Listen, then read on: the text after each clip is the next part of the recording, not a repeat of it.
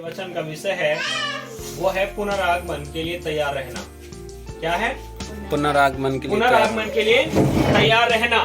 तो अगर हम तो तैयार हैं तो तैयार रहें, और तैयार नहीं है तो हम तैयार हो। एक ही काम हो सकता है, या तो हम तैयार हैं तो तैयार बने रहें, और नहीं तो हमें तैयार होने की आवश्यकता है।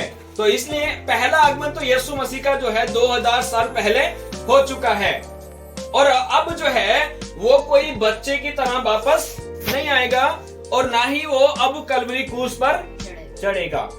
ऐसा बिल्कुल भी नहीं है, क्योंकि वो एक बार पैदा भी हो चुका है, और एक बार मेरे और आपके गुनाहों के लिए क्रूस पर वो जान भी दे चुका है। लेकिन अब ऐसा बिल्कुल भी नहीं है। अब मेरे साथ एक वचन निकालेंगे, पहला थिस्सलुनीकियों की पत्री उसका 4 अध्याय, पहला थिस्सलुनीकियों 4 अध्याय और उसका वचन आप पढ़ देंगे 15 से 17 तक। क्योंकि हम प्रभु के वचन के अनुसार तुमसे ये कहते हैं कि हम जो जीवित हैं और प्रभु के आने तक बचे रहेंगे तो सोए हुओं से कभी आगे न बढ़ेंगे। क्योंकि प्रभु आप ही स्वर्ग से उतरेगा, उस समय ललकार और प्रधान दूत का शब्द सुनाई देगा, और परमेश्वर की तुरही फूंकी जाएगी, और जो मसीह में मरे हैं वे पहले जी उठेंगे।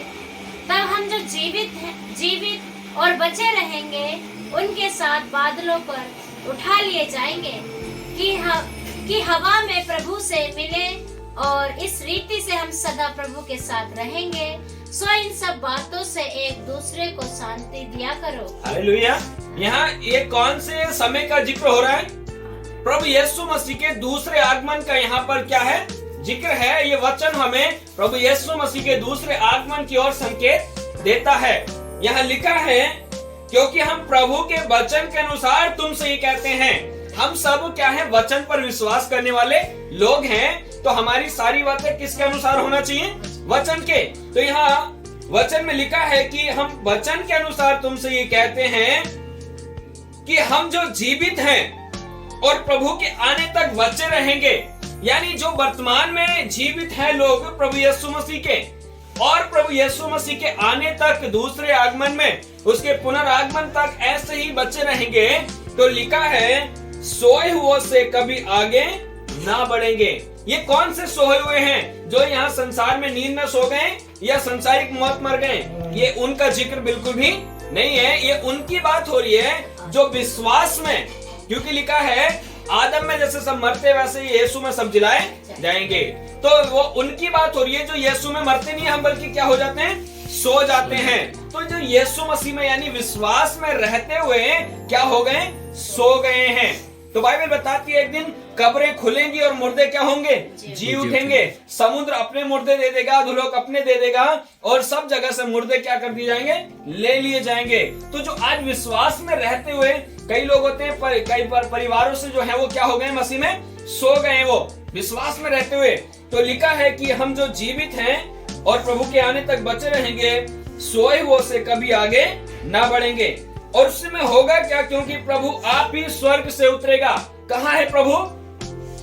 कहाँ है वो? स्वर्ग में। और वो स्वर्ग से दोबारा से फिर से उतरेगा। वो प्रतिज्ञा, वो वायदा उसका पूरा होगा, जो उसने कहा है कि मैं जाता हूँ तुम्हारे लिए जगह तैयार करने के लिए, और फिर तुम्हें भी आकर अपने यहाँ में ले जाऊंगा, कि जहाँ मैं रहूं वहां तुम भी रहो।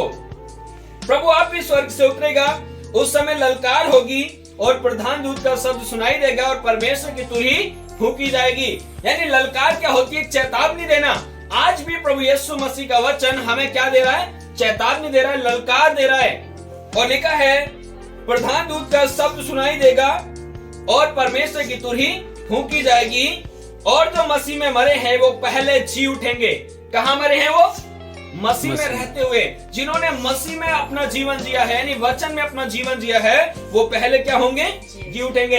बाइबल बताती है जैसे यीशु मसीह मारा गया, गाड़ा गया और तीसरे दिन मुर्दों में से जिंदा हुआ, वैसे ही उसके पीछे से सब उसके लोग हैं। हम जो यदि आज विश्वास में हैं, तो लिखा है वो मुर्दे क्या होंगे? जी उठेंगे।